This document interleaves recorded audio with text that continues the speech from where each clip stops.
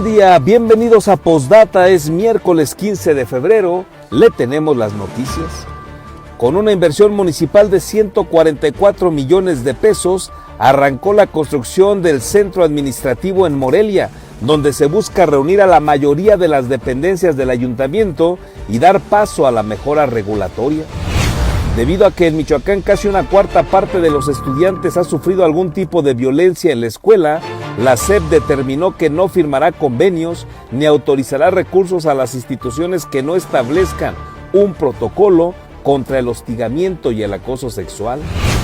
El subsecretario federal de Educación Superior, Luciano Concheiro, señaló que Michoacán se encuentra entre las 7 entidades con mayor rezago a nivel nacional por la falta de recursos de los estudiantes para pagar su preparación.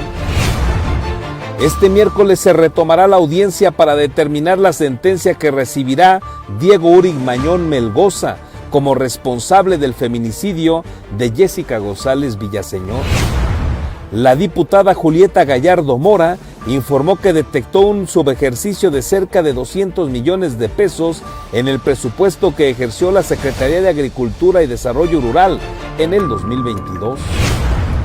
Más de 1,300 parejas formalizaron su matrimonio en Michoacán este 14 de febrero, con la boda colectiva que convocó el registro civil para dar certeza legal a las uniones de hombres y mujeres, así como de personas del mismo género. Morelianos celebraron el Día del Amor y la Amistad con regalos, flores y detalles para sus seres queridos, aunque aclararon que hay que demostrar el afecto todos los días. En las últimas 24 horas, Michoacán no reportó fallecimientos por COVID-19, pero sí 113 nuevos contagios. Comenzamos.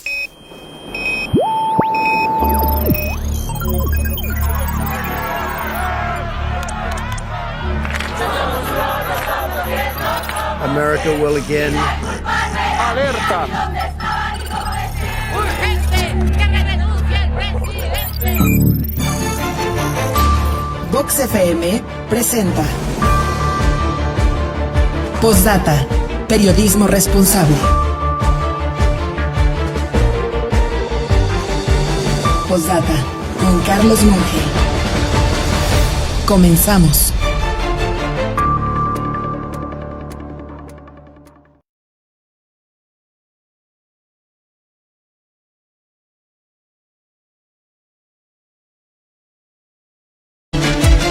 Buen día, gracias por estar con nosotros en esta emisión informativa. Es un placer saludarle en esta mañana de miércoles 15 de febrero. Le tenemos lo más importante que ha sucedido en torno a Michoacán, por ello le invito a que se quede con nosotros en esta mañana de miércoles que amaneció pues más fría que otros, o más fría que las últimas semanas de este mes de febrero.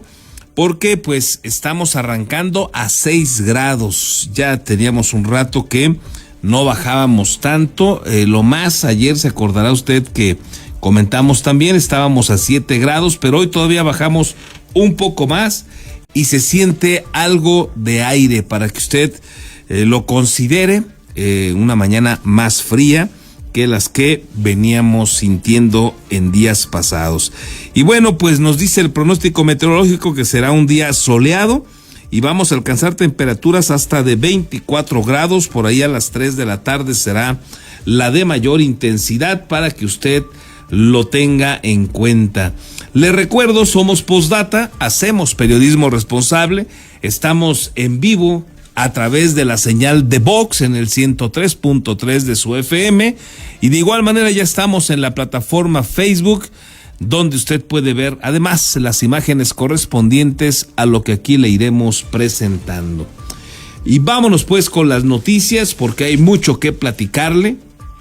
Ayer, con una inversión de 144 millones de pesos, arrancó la construcción de lo que será el Centro Administrativo de Morelia, donde se busca tener a la mayoría de las dependencias del ayuntamiento para dar paso pues a una mayor facilidad a usted que realiza trámites cotidianamente en el ayuntamiento de Morelia. El reto es que tenga que ir solamente a un lugar y ahí encuentre usted todas las oficinas pertinentes para realizar sus trámites de permisos, para realizar obras de construcción, si usted tiene salones de fiesta, en fin, todo lo que implique tramitología tendrá que realizarse en adelante solo en un lugar.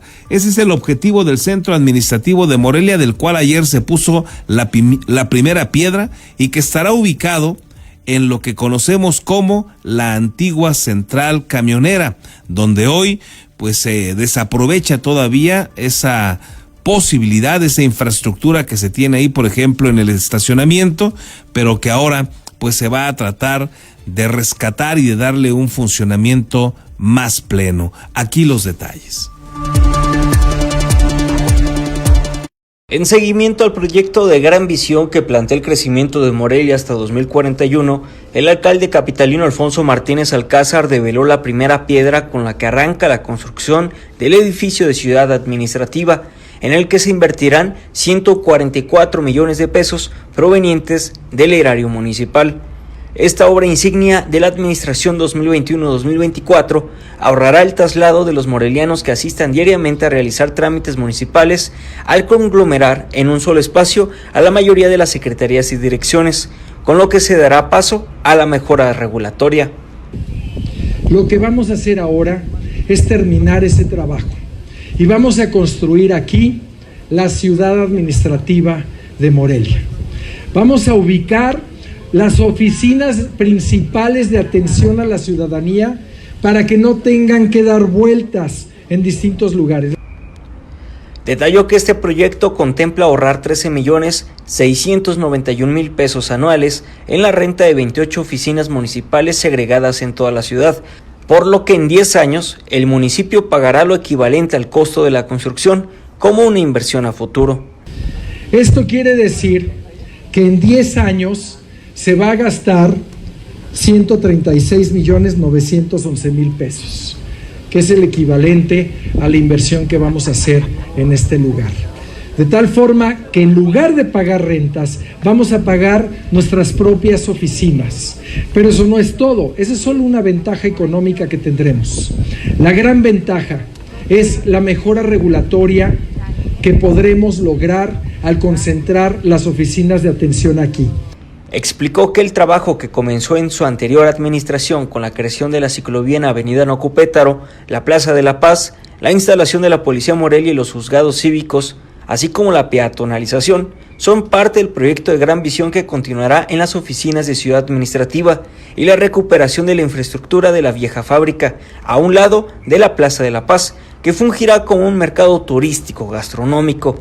A un costado tenemos la Plaza de la Paz y enseguida está la vieja fábrica, que esta será recuperada y remodelada para convertirla en un mercado turístico, gastronómico, en donde habrán cocineros tradicionales, chefs morelianos y una exposición de la cultura, de la gastronomía, de lo que representa nuestra ciudad. La construcción del centro administrativo se realizará en un espacio de 8.752 metros cuadrados y una plaza de 3.070 metros cuadrados divididos en 4 bloques de 3 niveles con 2 sótanos.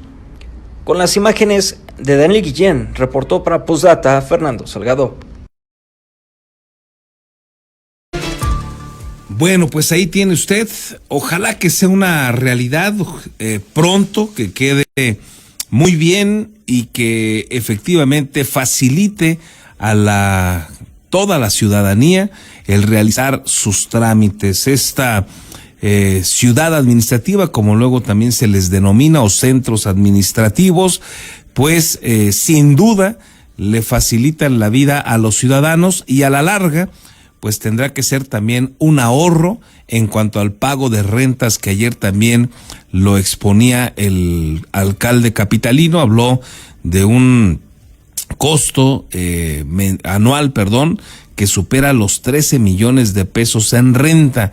Con esta obra, pues en un plazo de 10 años, pues prácticamente se habrá recuperado esa inversión, se dejarán de pagar rentas y se tendrán ya pues unas instalaciones más apropiadas para que usted realice sus servicios, y sobre todo que tiene estacionamientos, que hay la posibilidad de que si usted va en vehículo, pues tenga dónde dejarlo. Hoy, si usted quiere hacer un trámite en el Ayuntamiento de Morelia, en el pleno centro, donde todavía hay que realizar algunos trámites, pues es una complicación enorme estacionarse hoy en el centro histórico.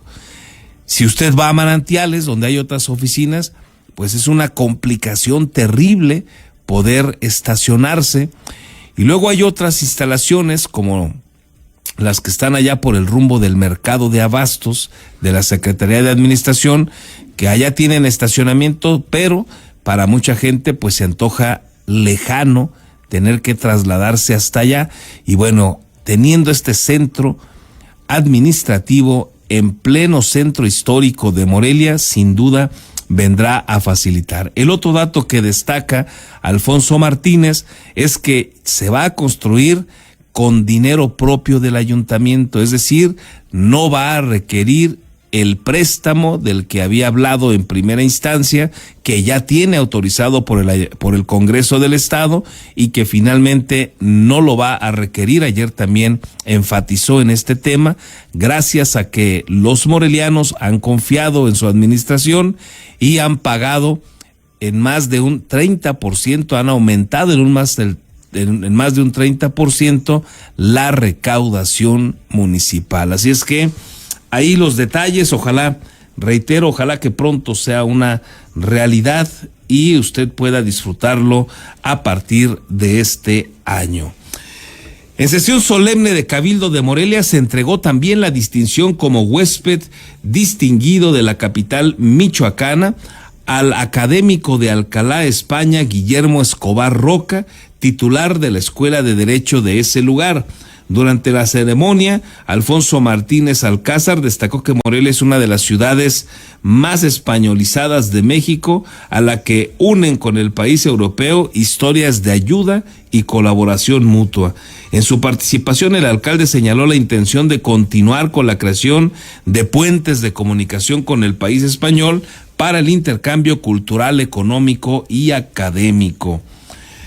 Puso como ejemplo de la colaboración la llegada de 456 niños españoles al internado España-México de Morelia, quienes en aquellos años huían con sus familias de la dictadura franquista en 1937. Historias como esta son las que nos unen al pueblo español y a nuestro país. Que por cierto, Morelia es una de las ciudades más españolizadas de México, en donde nos unen lazos entrañables, historias conmovedoras de ayuda y de colaboración. Y por eso nosotros queremos tender puentes con España, queremos tender puentes con los ciudadanos españoles, que tenemos muchas cosas en común, comenzando por el idioma, por ejemplo.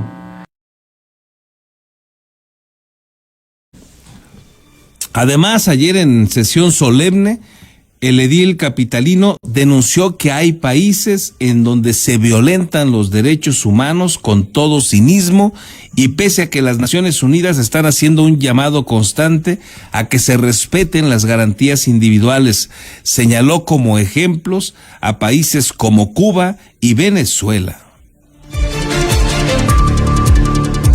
En Morelia estamos marcando precedentes, y también quiero compartir con ustedes que es el único municipio de los 113 del estado de Michoacán que los derechos humanos cuentan con una dirección, que es la encargada de dar seguimiento a este tema tan relevante a nivel internacional.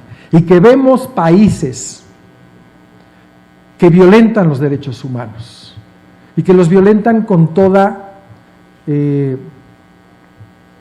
todo cinismo, y que aunque las Naciones Unidas están haciendo un llamado a ellos insisten en ignorar y continuar rompiendo los derechos humanos. Y hay que mencionar, me refiero por ejemplo a Cuba, Me refiero, por ejemplo, a Venezuela.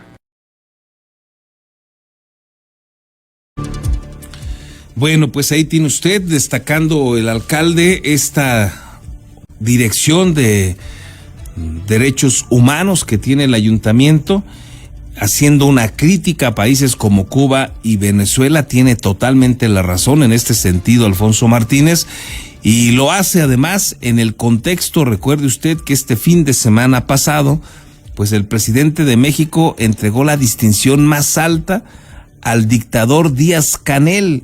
Y bueno, pues esto generó una polémica bárbara en el país, porque pues si hay un país que ha violentado los derechos humanos, ese es Cuba. Una dictadura que lamentablemente llegó con un Fidel Castro que prometió cualquier cantidad de cosas y ya empoderado dijo: de aquí soy, y no soltó el poder y lo mantuvo por la vía de la fuerza. De nada de esto habló el presidente López Obrador, ahora que entregó esta condecoración al dictador cubano. Habló solamente de lo desafortunado del bloqueo, no dio las razones de por qué prevalece ese bloqueo, no habla de cómo se violentan los derechos humanos en Cuba, nada. Solamente su empatía con el dictador cubano, no con el pueblo. Son cosas totalmente diferentes y vale la pena conocerlas y vale la pena visualizarlas, porque pues son países, sobre todo Venezuela, por citar el otro ejemplo, que venían de una búsqueda democrática, y allá también lamentablemente Hugo Chávez instaló una dictadura que prevalece a la fecha. Y no hay ningún respeto a los derechos humanos y se viven unas tragedias terribles. De manera sorprendente, pues hay gente que está sumada a la 4T, que se sienten socialistas, comunistas incluso en algunos casos, otros son ahí más discretos y solamente se señalan como socialdemócratas, en fin, pero gustosos, dicen ellos, de Cuba y Venezuela, pero los únicos lugares a los que van, viajan y vacacionan es a los Estados Unidos de Norteamérica. Así la incongruencia de gente como Noroña, por citarle un ejemplo destacado, pero hay muchísimos más que pregonan sentirse pues muy empáticos con cubanos y venezolanos, pero jamás visitan esos países y optan por viajar a donde según ellos está los neoliberales. Así las incongruencias de la clase política. Y bueno, pues ayer lo trajo a colación de nueva cuenta el presidente municipal de Morelia, Alfonso Martínez, porque sí, efectivamente ha sido una desgracia esa condecoración que le entregó López Obrador a un dictador como Díaz-Canel, donde además se le vio evidentemente contento, efusivo, feliz, a un López Obrador que, cuidado, tiene muchos matices dictatoriales y es evidente que le encanta estar reunido solamente con dictadores, no con el pueblo cubano que sufre, no con los venezolanos a los que no les respetan los derechos humanos, no, solamente con los dictadores que están en el poder, que no permiten elecciones, que han destruido los órganos electorales. Ojo con esto, destruyeron los órganos electorales, hicieron uso de la fuerza bélica de esos países para mantenerse en el poder. Cuidado con esto. Ayer, pues digamos que marcando su distancia, siendo cauto, pero el alcalde capitalino nos recuerda lo importante del respeto a los derechos humanos y ejemplifica con Cuba y Venezuela, cuando el dictador cubano acaba de ser reconocido por López Obrador. Y mire, debido a que en Michoacán casi una cuarta parte de los estudiantes han sufrido algún tipo de violencia en la escuela, la SEP determinó que no firmará convenios ni autorizará recursos a las instituciones que no establezcan un protocolo contra el hostigamiento y acoso sexual. con el objetivo de prevenir y erradicar comportamientos inadecuados y prevalecer el buen ejemplo en las instituciones, se emitió la declaratoria de cero tolerancia a las conductas de hostigamiento y acoso sexual en la Universidad Pedagógica Nacional en Michoacán. Pese a que ha sido una petición constante de la Secretaría de Educación Pública, más de la mitad de las universidades no cuentan con una declaratoria de cero tolerancia a las conductas de hostigamiento y acoso sexual, por lo que el subsecretario federal de Educación Superior, Luciano Concheiro Borges, lamentó tener que forzar a los directivos al advertir que no se firmará ningún convenio ni se entregará apoyo en recursos económicos a aquellas instituciones que carezcan de este protocolo. Tristemente, poco más de la mitad no ha cumplido con una obligación de ley, porque eso es así. Entonces, y lo adelanto, lo iba a decir más avanzando un poco más, lo adelanto, nos ha obligado a tomar decisiones fuertes, porque si es transversal, sí. Hoy día nosotros no firmamos ningún convenio y la digo más clara, no hay dinero si no hay declaración de cero tolerancia, si no hay un planteamiento de cambio, de la construcción, eso. Es terrible haber tenido que llegar a forzar, la construcción de todos, una simple declaratoria pública. En 2021, de acuerdo a la encuesta nacional sobre la dinámica de las relaciones en el ámbito escolar, en Michoacán se estima que el 23.9% de mujeres de 15 años o más sufrió algún tipo de violencia en sus planteles escolares, de las cuales el 14.6% fue reportada como violencia sexual, por lo que la rectora de la Universidad Pedagógica Nacional, Rosa María Torres, reconoció la necesidad de que se generen condiciones de respeto en todo espacio social y sobre todo en el educativo. Y es que las agresiones físicas fueron el elemento más alto, con un 35.7% provenientes principalmente de compañeros de estudio o de la institución educativa, seguido de las actitudes discriminatorias y agresiones emocionales, con el 18.4% cometidas principalmente por personal docente masculino. En el caso particular del estado de Michoacán, la encuesta del 2021 estima que 23.9% de la población de mujeres de 15 años y más ha experimentado situaciones de violencia en la escuela en los últimos 12 meses. De estas, el 14.6% fue reportada como violencia sexual. Entre las acciones que prohíbe la declaratoria son el contacto sugestivo, regalos a cambio de conductas sexuales, conductas dominantes y hostiles para forzar un vínculo amoroso o sexual, espiar a la persona mientras se cambia o estar en los sanitarios, condicionar la obtención de un empleo, hacer piropos o bromas de índole sexual, enviar por celular fotos o videos y difundir rumores sobre vida sexual, entre otros. Para Postdata reportó Ismeni Díaz. Además, el subsecretario federal de Educación Superior, Luciano Concheiro, señaló que Michoacán se encuentra todavía entre los 7 estados de la República Mexicana con mayor rezago por la falta de recursos de los estudiantes para pagar su preparación, entre otras problemáticas. Michoacán se ubica entre los 7 estados a nivel nacional que reportan mayor rezago educativo en el nivel superior, así lo reveló el subsecretario de Educación Superior de la SEP, Luciano Concheiro Borges, quien destacó como el principal factor la falta de recursos económicos para subsidiar sus estudios. En entrevista, el funcionario federal precisó que a nivel nacional, de cada 100 alumnos, 44 ingresan a la universidad, mientras que 26 culminan sus estudios, y aunque lamentó las cifras que aún indican un rezago educativo importante, destacó que este último año la Secretaría de Educación Pública reportó una recuperación considerable en el número de alumnos que retomaron sus estudios. A ver, Michoacán, voy a decir, está entre el 6º y 7º lugar de abajo para arriba. ¿sí? Esa es la condición de Michoacán.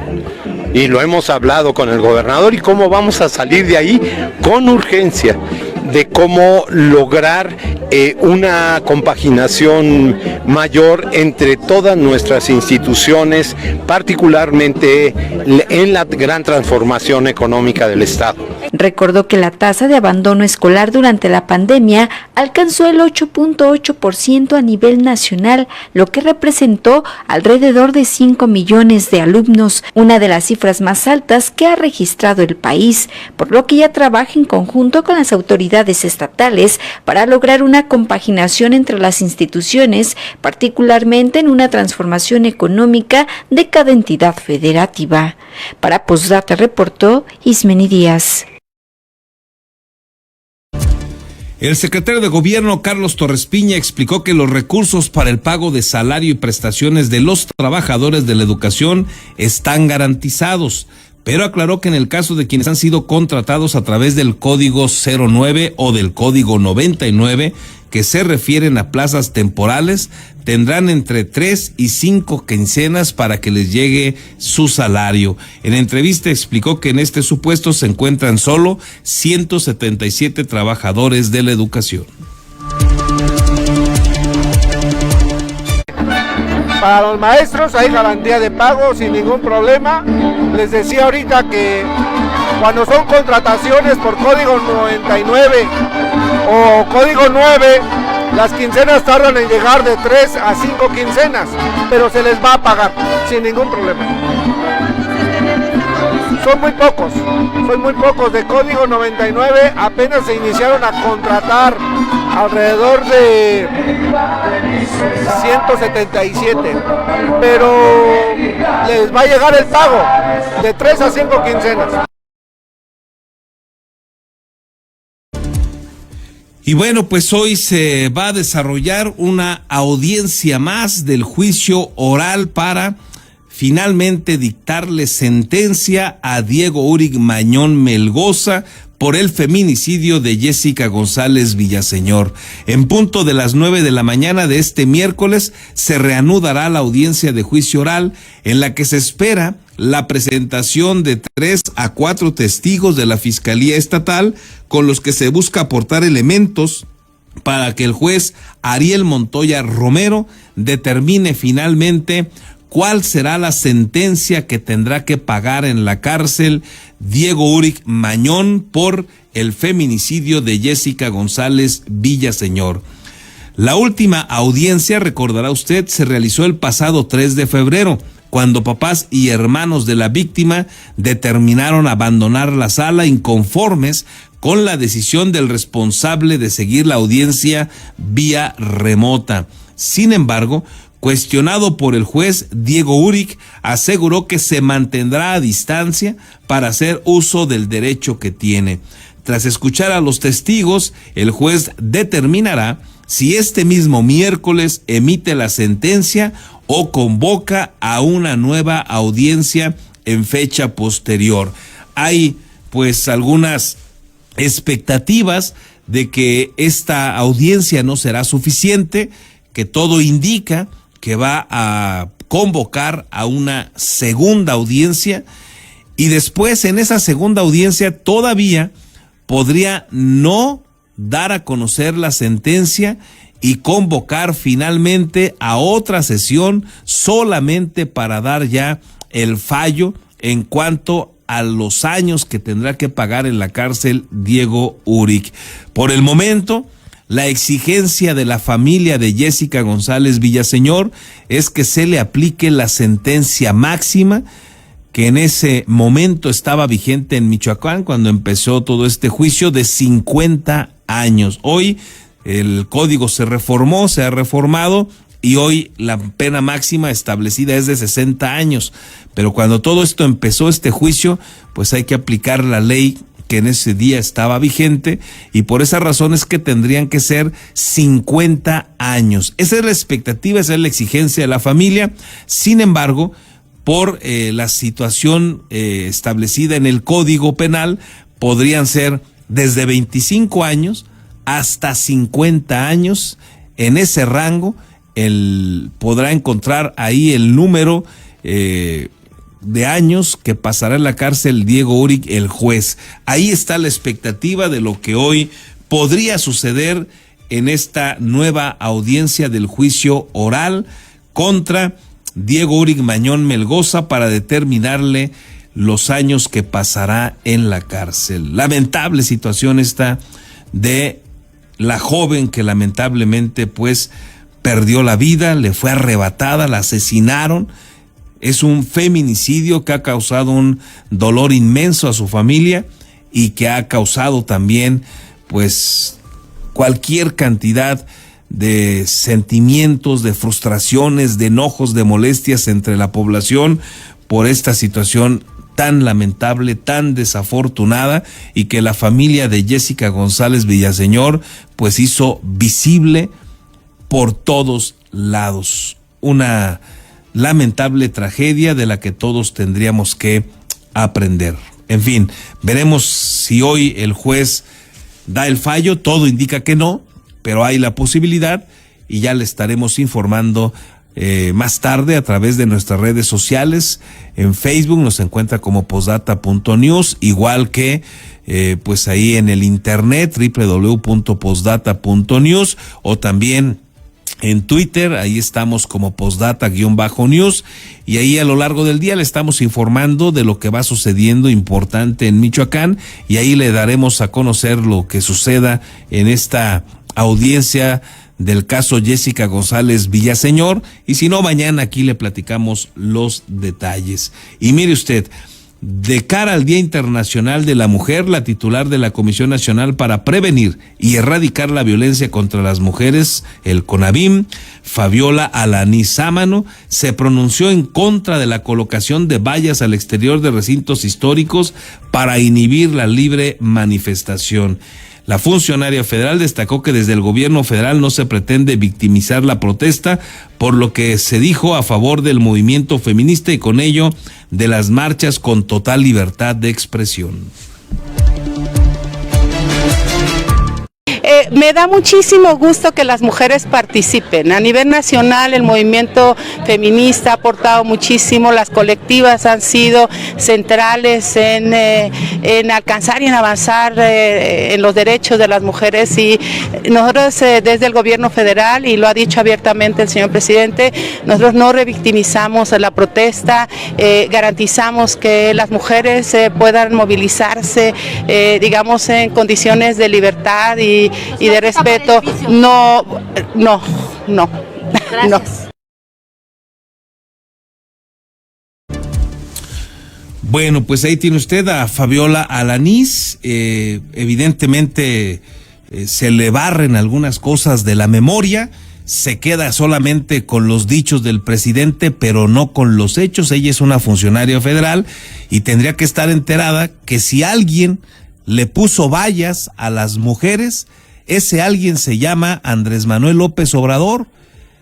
Si algún gobierno ha sacado otra vez a cuidar los palacios, que ella dice que no tendrían por qué cuidarse, son el presidente López Obrador y también la jefa de gobierno Claudia Sheinbaum, que son de su partido, que son donde ella cobra actualmente en el gobierno federal.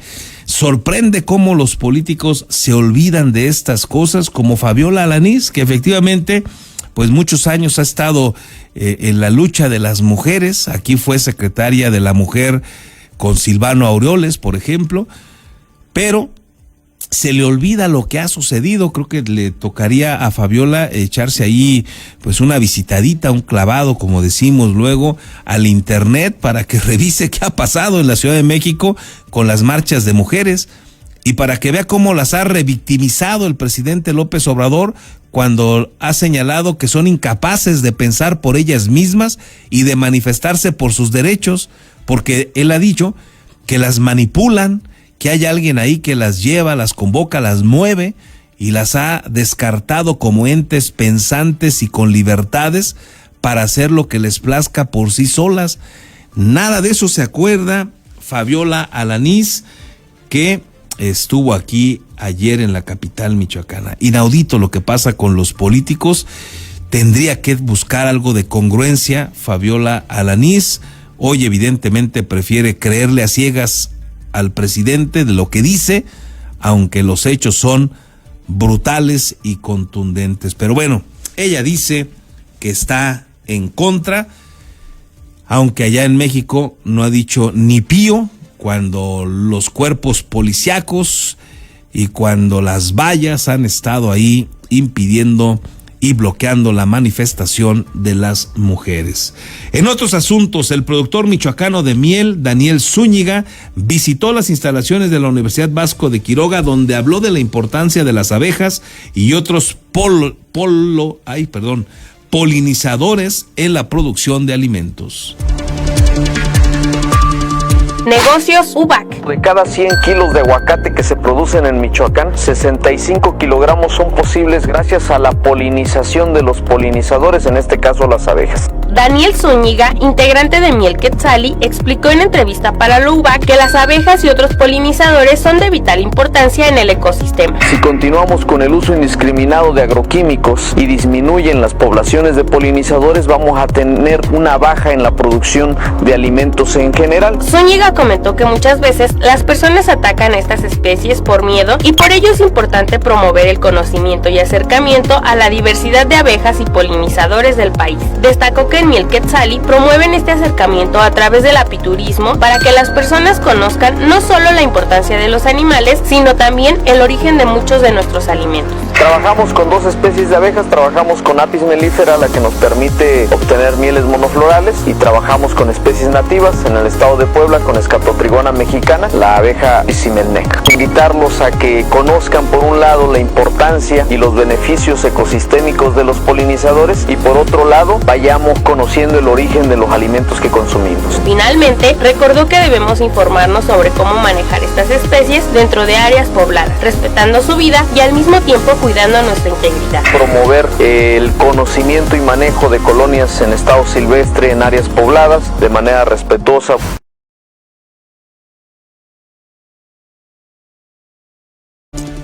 Bueno, pues ahí tiene usted el trabajo que se realiza también en la Universidad Vasco de Quiroga. Y mire, déjeme compartirle esta información, me parece importante por todo lo que refleja, una nota informativa del portal Rocha Informa, donde pues destaca que con López Obrador hay más contratos por adjudicación directa que con Enrique Peña Nieto. ¿Por qué la importancia? Primero, porque López Obrador comprometió que daría prioridad a licitar todo gasto público, ha incumplido. Y 2, porque cuando se entrega por adjudicación directa la obra o la compra de insumos, se vuelve una enorme sospecha de corrupción. Y bueno, pues la administración del presidente Andrés Manuel López Obrador ha utilizado el mecanismo de adjudicación directa como una de las principales armas de contratación para obras y proyectos insignia de la Cuarta Transformación, dice la nota informativa. Adjudicar contratos de forma directa es un mecanismo que han utilizado las dependencias para concretar proyectos como el Aeropuerto Internacional Felipe Ángeles, la refinería Dos Bocas, el Tren Maya, entre otros, así como para compras a escala menor. En general, entre 2019 y 2021, el gobierno federal ha adjudicado entre el 38 y 43% de sus compras anuales, lo que significa el mayor número de compras sin licitar en la historia del país.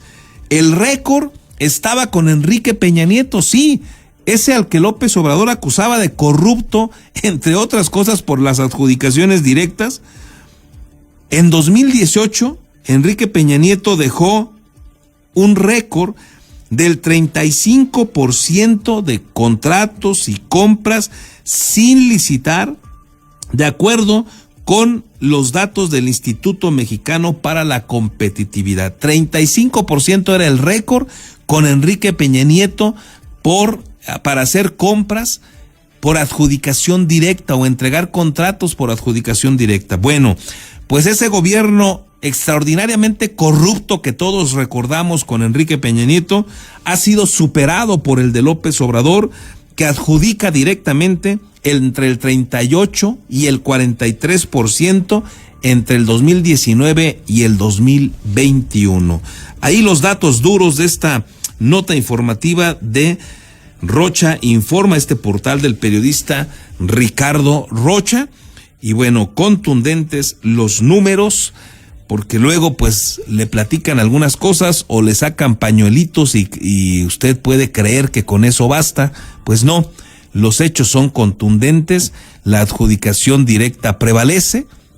Ha puesto López Obrador récords históricos en esta materia cuando comprometió que licitaría todo lo posible, y súmele usted que algunas de esas compras, algunas de esas adjudicaciones directas hoy están bajo resguardo.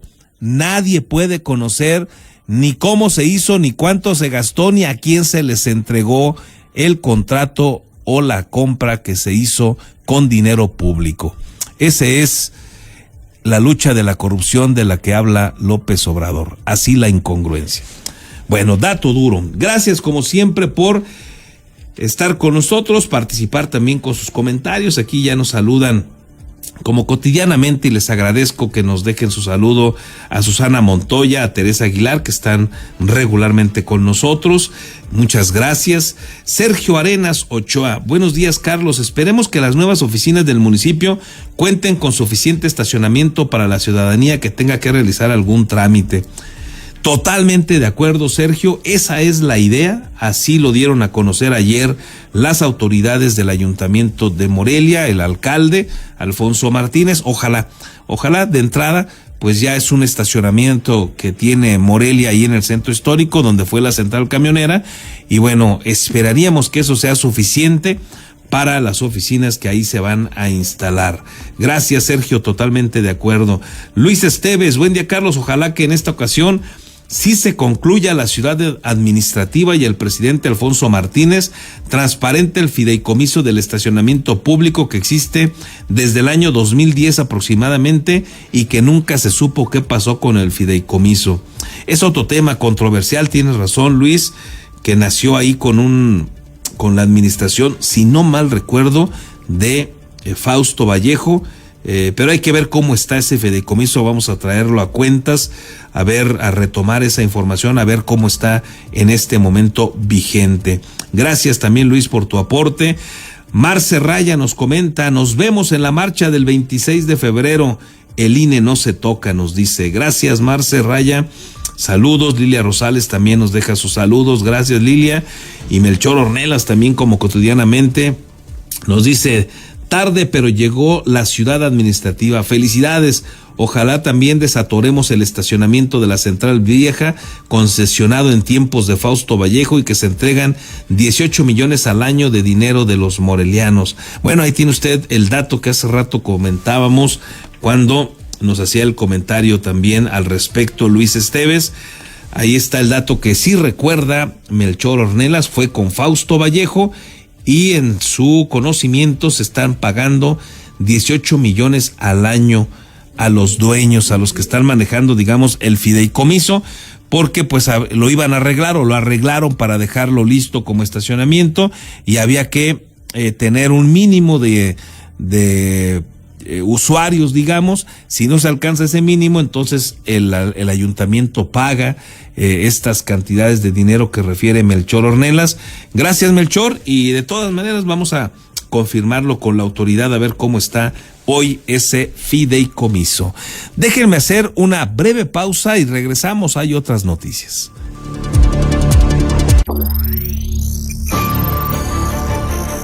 Postdata, periodismo responsable. Continuamos.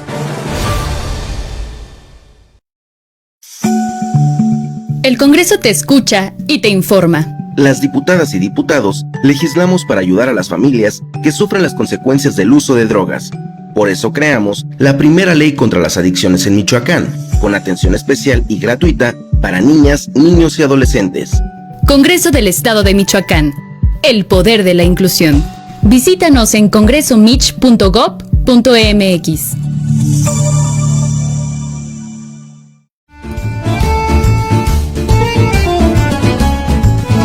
La original y deliciosa comida italiana ya está en Morelia, Ostería Fiorentina. Te esperamos en Boulevard García de León, número 1045. Contamos con una amplia carta donde encontrarás pastas, cortes, postres y claro, la inigualable y deliciosa pizza. Desayuna, come o cena con nosotros. Ven a maravillarte del sabor italiano.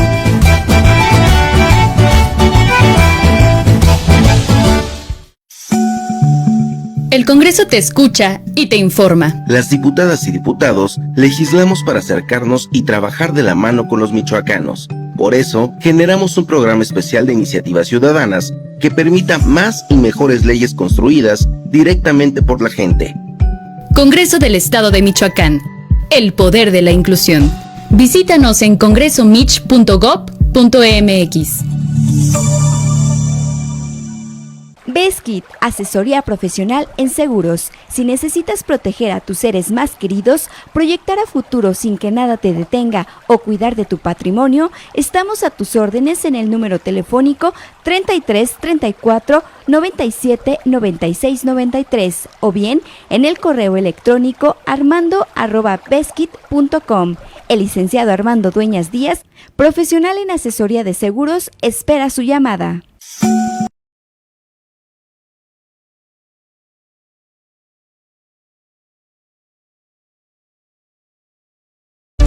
Ya estamos de regreso, muchas gracias. Le informo ahora que con dudas por un subejercicio estimado en 200 millones de pesos en la Secretaría de Agricultura y Desarrollo Rural, inquietudes en la situación de la infraestructura tras el relevo en la Secretaría de Comunicaciones y Obras Públicas y el requerimiento de información sobre la reestructura de más de 19.500 millones de pesos de deuda que se aprobó en julio. Diputados de la Comisión de Presupuesto aprobarán la glosa del informe del gobernador Alfredo Ramírez Bedoya. La diputada Julieta Gallardo Mora informó que tras la reunión de trabajo se acordó proponer al Pleno se solicite una auditoría especial en el ámbito agrícola, ya que en el informe entregado por Ramírez Bedoya se notificó sobre la operación de 10 biofábricas y se proporcionaron datos sobre la entrega del fertilizante, pero sin mayores detalles. Además, pues que prevalecen estas dudas. Uno, el subejercicio ese de 200 millones de pesos en la Secretaría de Agricultura. También dudas sobre lo que pasó en la Secretaría de Obras Públicas, que motivó también el relevo ya del funcionario, y lo que ha pasado también con esa reestructura de casi 20,000 millones de pesos que le fue aprobada al gobierno de Alfredo Ramírez Bedoya. Para empezar, tengo conocimiento que hubo un subejercicio. Ese subejercicio se tiene que clarificar por qué hubo el subejercicio. Se menciona que se construyeron, se aplicaron, ¿no? Algo así, 10 biofábricas. Yo lo había pedido desde antes también, en que me mandaran la información en qué municipio, el costo de tal biofábrica, cuánto están produciendo, cuánto ha sido el beneficio que se ha otorgado para ello, pero sí sé que es arriba de 200 millones de pesos. En otro tema del Congreso, integrantes del Comité de Administración y de la Comisión Inspectora advirtieron que se pretende politizar el desempeño del auditor Miguel Ángel Aguirre Avellaneda, pero aseguraron que no está puesta sobre la mesa su destitución. Diputadas integrantes del Comité de Administración y de la Comisión Inspectora en el Congreso de Michoacán advirtieron que hay un intento por politizar el desempeño del titular de la Auditoría Superior de Michoacán, Miguel Ángel Aguirre Avellaneda, por lo que rechazaron aceptar algún ofrecimiento financiero para votar a favor de su salida. La presidenta de la Comisión Inspectora, Guillermina Ríos Torres, reconoció que existe un interés político en el órgano fiscalizador, pero llamó a que se actúe conforme a lo que establece la norma. No podemos desconocer que hay un interés, precisamente como comentaba, político, pero confiemos en que todos actuemos conforme a derecho. Tras reunirse para analizar la definición de los lineamientos bajo los que debe operar la Auditoría Superior, la presidenta del Comité de Administración y Control, Mónica Valdés Pulido, aclaró que debe separarse el tema que compete al organismo a su cargo en lo relacionado a los recursos que debe ejercer el órgano fiscalizador y la posibilidad de que se busque la remoción del auditor. Yo no estaría en condiciones de ver un tema o politizarlo de esa manera. En el supuesto que se diera esta remoción que todavía no se ha puesto sobre la mesa. La integrante de la comisión inspectora y diputada perredista Guadalupe Díaz Chagoya aclaró que la única vía para destituir al auditor superior debe ser el juicio político y para ello deben existir argumentos legales, aunque reconoció que en los pasillos se escuchan muchas cosas, como el del ofrecimiento monetario a cambio del voto a favor de la salida del funcionario. Yo hasta ahorita estoy conociendo esta oferta. Yo había escuchado, claro, pasillos se escuchan muchas cosas, pero mira, yo como parte de la comisión y conociendo que no se puede tomar una decisión de esa manera, pues vamos a ver cuál es el argumento legal que nos dan para que se vaya el auditor, ¿no? Y todo eso tendría que pasar antes por la comisión inspectora, porque tendría que haber un juicio político. Entonces no sé qué argumentos legales vaya a traer esta propuesta de cambio del auditor. La panista e integrante del comité de administración, Andrea Villanueva Cano, aseguró que al interior de la bancada albiazul no se ha comentado el tema de la remoción del auditor y recordó que el PAN es un partido de oposición a Morena, por lo que debe mantenerse como tal. Las legisladoras reconocieron que no han fijado postura como fracciones parlamentarias, pero confiaron en que se concreten reuniones antes de que arranque el nuevo periodo de sesiones. Con la edición de Víctor Jaramillo, reportó para Postdata Verónica García. Bueno, pues ahí está este ruido, esta disputa por la Auditoría Superior de Michoacán. Aquí la hemos comentado a detalle con usted. Y bueno, pues en los últimos días ha surgido esta pues nueva tesis o nuevo rumor, por lo menos ahí al interior del Congreso del Estado, de que hay una intentona del partido político en el poder de Morena y liderados por el propio Alfredo Ramírez, que están comprando votos. Eso es lo que se rumora. Y hay quien dice que hasta el monto del recurso que se ha ofrecido por cada diputado que levante la mano para quitar al auditor superior de Michoacán, le darían 2 millones de pesos. Esos son los rumores a los que se refieren las diputadas que usted escuchó ahora en la nota informativa de Verónica García. Y bueno, porque hay una molestia de parte del gobierno en turno, Morena, cuando ha llegado a otras entidades en el país, lo primero que han hecho, por ejemplo, es quitar al fiscal. Acá ya se olvidaron del fiscal, pero al principio se notaba también ahí una disputa y una intención en ese sentido, y de repente se olvidaron del fiscal y pusieron todas las baterías con el auditor superior. Y bueno, hoy parece ser que esas baterías siguen enfocadas para quitar al auditor superior, a quien consideran un auditor carnal de Silvano Aureoles, y el gobernador, pues ahora en funciones, quiere tener al auditor carnal, pero suyo. Y ahí en la auditoría hay un personaje que se presume es un íntimo amigo del gobernador en turno, y es al que ahora se me fue el nombre, ahorita lo recuerdo y se lo comento, pero es al que pretenderían que se quedara en lugar de Miguel Ángel Aguirre. Son los rumores, son los chismes que hay ahí en torno a la auditoría en el Congreso del Estado.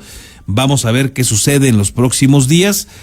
Y ojalá, hombre, que se acabara algún día esa práctica que en Michoacán se presume, que se sospecha de que a los diputados el gobierno en turno cotidianamente les compra el voto en algunas cantidades millonarias. Ojalá que eso se acabara, pero es una historia que se sospecha, que alguna vez le documentamos, un servidor alguna vez le documenté cómo en alguna legislatura casualmente les depositaban a los diputados la misma cantidad el mismo día y a la misma hora, y luego se votaban algunas cuestiones. Bueno, eso se acabó porque se dieron cuenta de que así se les detectaba, y hoy lo que se presume, lo que se sospecha es que se maneja vía cash, y que se ha manejado así cuando menos desde las legislaturas que estuvieron otra vez con Lázaro Cárdenas Batlle. No descarte que también lo haya sucedido en el pasado, desde Tinoco Rubí o antes, pero se comenzó a sospechar con mayor fortaleza a raíz del gobierno de Lázaro Cárdenas Batlle, Leonel Godoy, Fausto Vallejo, Silvano Aureoles, hasta la fecha. Así la sospecha. ¿Usted qué cree? ¿Se pagará dinero a los diputados para que levanten la mano? Bueno, déjeme informarle que ayer 1,300 parejas formalizaron su matrimonio en Michoacán con motivo del 14 de febrero. Se trató de una boda colectiva que convocó el registro civil para dar certeza legal a las uniones. Ayer se dieron uniones entre varones y mujeres, pero también entre personas del mismo sexo. Así es que felicidades a esas 1,300 parejas que ayer formalizaron su matrimonio con motivo del Día del Amor y la Amistad.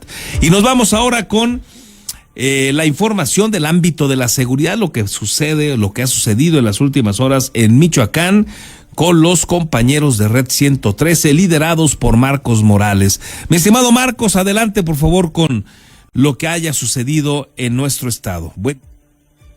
Hola, ¿qué tal mi querido Carlos? Muy buenos días, un gusto poder saludarte. En esta ocasión comenzaremos en Morelia, ya que esta mañana lamentablemente se registró un accidente en la zona de Altozano, sobre la avenida Juan Pablo II a la altura del Hospital Los Ángeles.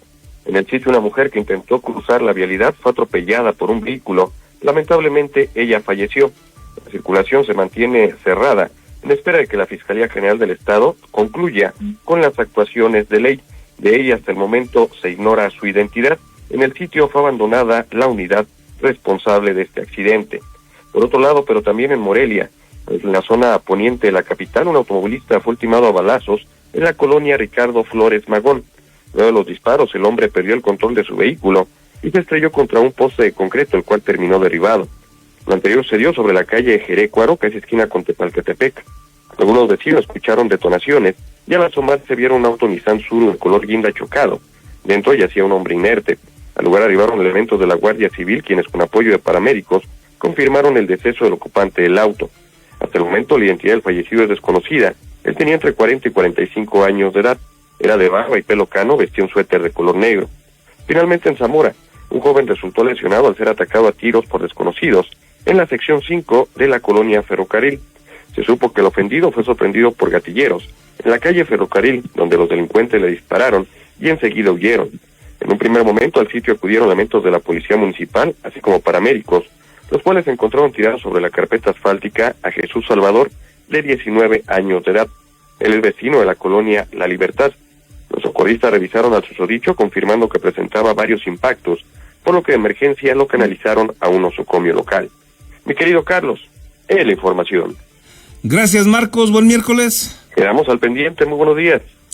Y con esto llegamos a la parte final de este espacio informativo. Muchísimas gracias por el favor de su atención. Que tenga usted un excelente miércoles y nos escuchamos y nos vemos mañana.